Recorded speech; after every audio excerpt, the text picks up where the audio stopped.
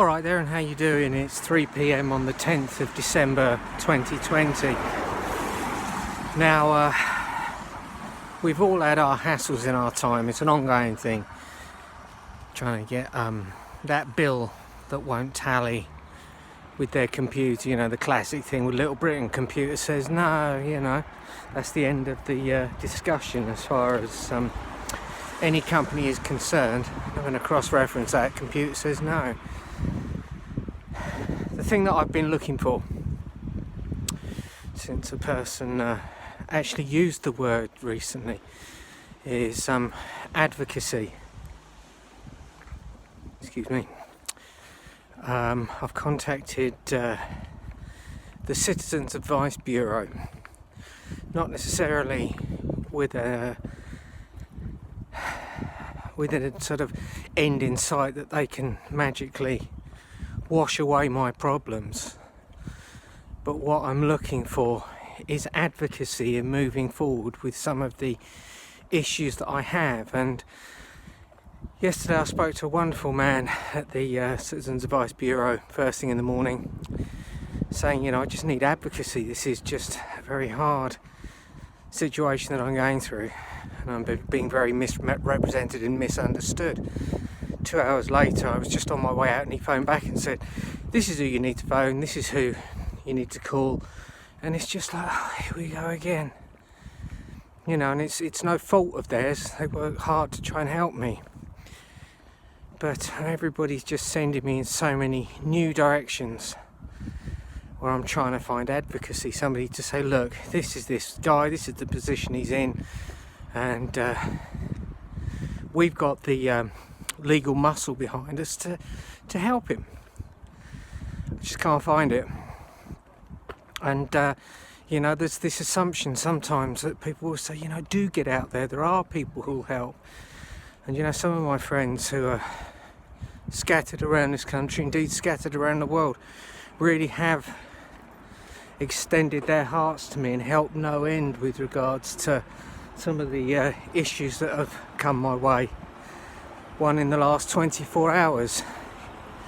You know, it's not to say that some things aren't being sorted and there aren't some very kind people there, but this business with just needing some advocacy and somebody, I guess, to stand by my side sometimes, either literally or metaphorically, when trying to get really life important issues sorted out, just seems to be next to impossible. And you know, reminded me of that kind of scene in a film where, you know, a person's reached the point of no return.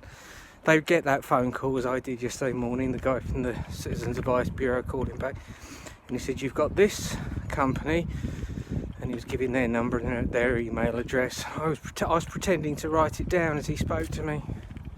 He was too nice to just, and had done too much for me to just put the phone down.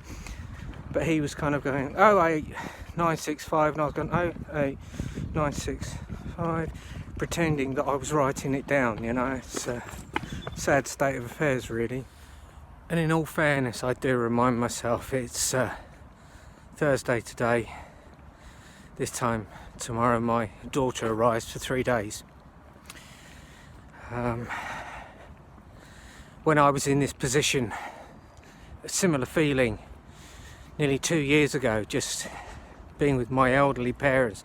Bless their hearts, they tried so hard to communicate and help me, and you know, they did. I'm not suggesting they didn't help me, but I was just vile to them, with them. You know, the mere sight of them. Saying that, me and my dad still went out for our occasional drives, our walks and our drives. We've become two very different people. It's where we click. And it's one of the gifts that time offered me, was 400-mile round trips, bringing my daughter back here when she'd visited, and going back to Kent again, where me and my dad really talked. And sometimes I'd just stick on my MP3 player and we would travel in silence. But you know, my dad did that without question. Man, sort of mid-70s, nearing his 80s more now, and he did so much for me, and so did my mum. You know, no criticisms are meant in all this. We're in once we're past a certain age, we should not be in the same confines as our mum and dad. Certainly not when you're 48 and they're 78, you know. And I'm very grateful for that time, but you know, at least I'm not in that position where I'm thinking, well, tomorrow's Saturday, nothing. Sunday, nothing. Monday, nothing. You know, weeks would pass without me seeing my daughter, and you know, that time, this time is just so much better than that. I've got to remind myself and remain grateful for things being better than they were then. I think all of us are familiar with that feeling, though, of just being absolutely wretched and vile to people that we love. You know, I hate the fact that I'm familiar with that feeling. I mean, there are people out there who have you believe that that's my default setting, but it really isn't. Anyway, why the fuck am I trying to defend myself? I'm just looking for advocacy, and when I was down in Kent, as much as I loathed and detest being in their presence, not loathed and detest them, my parents were absolutely brilliant advocates for me. You know, they did stuff that I was finding really difficult at the time. You know, I really pity people who are at the bottom of the pile, the homeless and the like, because I've got sort of about 99% of all of the things you need to get moving forward in life, and there's so many people out there who need those extra things like ID and all the stuff that goes with it that you're never going to get unless you're a part of the system. And if ever you lose your part in the system, you're screwed. You truly are. That's why so many people on the street. Over the last 20 years and becoming a lot less adventurous, things just went astray. No idea what happened to my driving licence.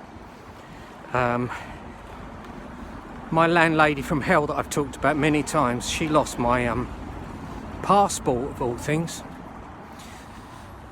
And I ended up thinking, right, I'm in Canterbury, want to be in Oxford, need to be close to my daughter, let's just start looking for places. And I realised I had no ID, no driving licence, no savings to speak of, and I thought, aside from having a bed to put or a pillow to rest my head on at night, I'm screwed, you know. And then I went around trying to find ID, all of the situation like needing an official.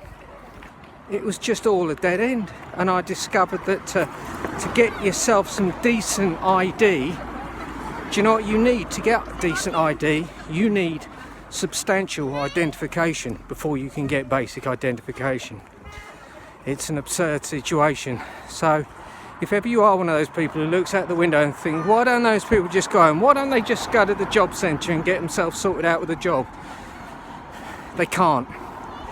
Even the basics become impossible to you. The whole system is set up to ensnare you. And if you choose a route where you think, no, I'm not having the driver's license, I'm not having all of these trinkets and pieces of paper that legitimise me in the government's eyes, think very carefully about it, because if you haven't got those things, you truly are screwed if you want to turn around. I actually managed to have a bit of a conversation with a friend I hadn't spoken to in probably a decade. Do you know, we fell out over egotistical bullshit, and then when we came to speak again, we didn't even mention it. So bloody irrelevant. The amount of things we choose to get upset about that just don't matter. It's ridiculous. But we were talking about the concept of karma, you know, the sort of the way there's the very, you know, the Eastern philosophy that sort of says it's about, you know, you coming back as something else, and you know, having to live through your misdoings and bad behaviour and even your good behaviour in your next life. We were talking about the more sort of westernised version, you know, like, you know, good things happening to bad people. And both of us agreed that it's a crock of shit. There are so many people out there who are good people having horrendous things having occur to them in their life that it just doesn't add up. There just is an order of chaos out there, and that's it. But you know, we were talking about the subconscious and the feelings that we've had all throughout our life that only age and the erosion of ego. allow you to start thinking more straight. And you realise, and he put it so beautifully, he said, I don't really need a woman in my life at this point in time. I don't need another half because I'm whole. And I thought, what a beautiful way of putting it. And you know, I've felt a bit like that recently. You know, the thing is, the sort of basic attraction levels are never going to go. You know, what was his name? The Charlie Chaplin was siring children into his 70s. You know, sexual attraction goes nowhere, but wanting a significant other, another half, I don't. And it was just interesting hearing somebody, admittedly 5 years younger than me, very similar point in life, I think you'll agree, both feeling like, no, I've seen it too many times, and the plays that we've acted out of just being identical, and it was just a very interesting chat about karma, and you know, that whole sense of the subconscious. We spoke about relationships, be them friendships or interpersonal ones, you know, and both of us agreed that we nailed the deal breaker within hours of meeting a person, if not days. You know, you could tell that it's not necessarily to say their behaviour was bad, but the behaviour you could subconsciously tell they were suppressing, that one day would be part of the reason you go your separate ways. You know, it just seems to be a play that we go through, you know, with a very similar stage. It just seems to me sometimes that life, especially with relationships, the people that you sort of share them with seem to be interchangeable, and there can be times where there are overlaps even, and you know, emotional overlaps, but before too long, you know, feelings fade and you just realise, you know, my life, it's like in a soap opera when the actor leaves it and they replace it with someone else. All too often I've realised that's happened in my personal life. Isn't that bizarre?